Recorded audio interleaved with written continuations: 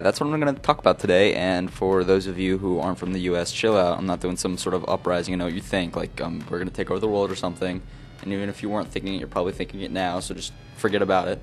Yeah, so let's start off with some of the main reasons the U.S. became a world power and why we did so. This is Jake. He's going to be the guest. What's up? So, What are some reasons for the U.S. being a world power, Jake? well, we wanted economic and military competition over other nations, as well as a growing feeling of cultural superiority throughout our nation. How about annexation of Hawaii? What's that got to do with anything?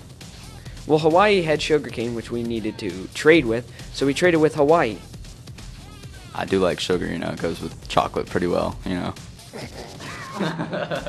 Alright, well, then, after all that, of course, there was also the trade treaty with Japan.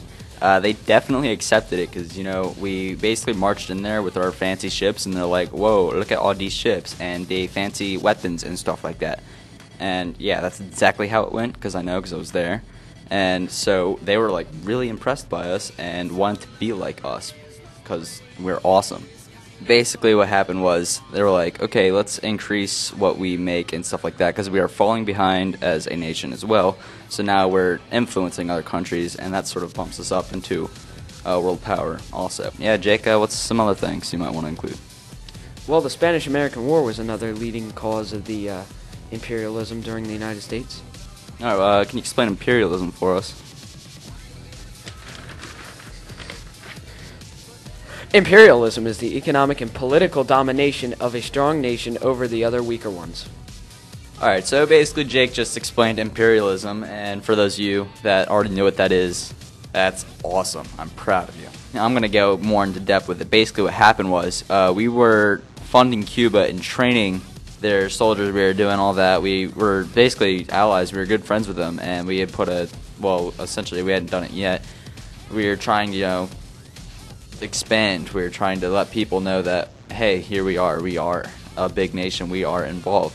And the Cubans were having a lot of problems with Spain, and so we were all like, okay, this is getting annoying, can you guys just negotiate something or something, because we just want to be cool and let you guys know that we're here and all that other good stuff. But basically what happened was that didn't go too well. These Cubans started destroying U.S. property that was in Cuba. Americans were being killed over it. They were too stubborn to negotiate with Spain. So essentially, after mobs and all that other stuff, we're just like, hey, Mr. President, could you go to war? And he was like, fine, I'll go to war if it makes you happy. And so we ended up going to war, and we ended up winning it. And so then we put almost like a protectorate on Cuba, and so basically we tell them, you do this, you do that, we protect you. Okay, that's how things work. And so that sort of goes into imperialism. We were sort of taking over Cuba without taking them over.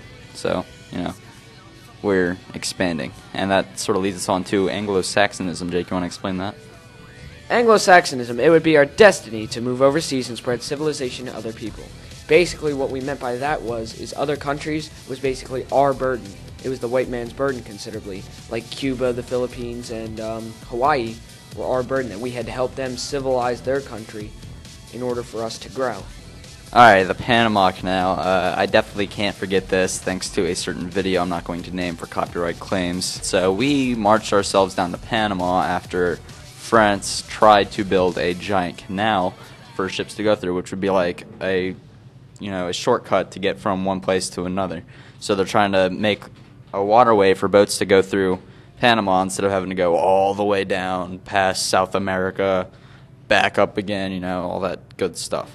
A bunch of people from France ended up dying, I think 20,000 of them. And we were all like, hey, since you guys aren't good enough to finish this, we will, and we'll own it and make lots of money, and it'll all be good and all that kind of stuff. So we went and made a canal, and it was pretty cool, and we got ships to go through it. The fee nowadays is like $54,000. That's how cool we are. But we don't own it anymore. We ended up signing it off to Panama. They own it now, so that's the canal. And basically what that did to make us a power was we essentially now controlled ships that went through Panama. We earned more and more money. We were expanding. We could ship things easier, and we could just get around point A to point B a lot quicker. So if we were to get attacked by one side of our nation, we could send ships from the other side and get there a lot quicker than it would take to go all the way around South America, all that other stuff. So, we were definitely getting our names out there, and other countries were like, "Hey, look at the Americans," and it was all good. So yeah. And then there was the Great White Fleet. This was a voyage. Jake, how would you explain the Great White Fleet? What all happened there? Well, basically, it was 16 battleships of the United States Navy that we sent out all across the world, basically to show that we were the dominant navy in the world. And our point behind that is we wanted to show, hey, we're better than you. If you come attack us, we have the best navy in the world. Because back then it used to be Spain had the largest armada. Yeah, we're the alpha dogs.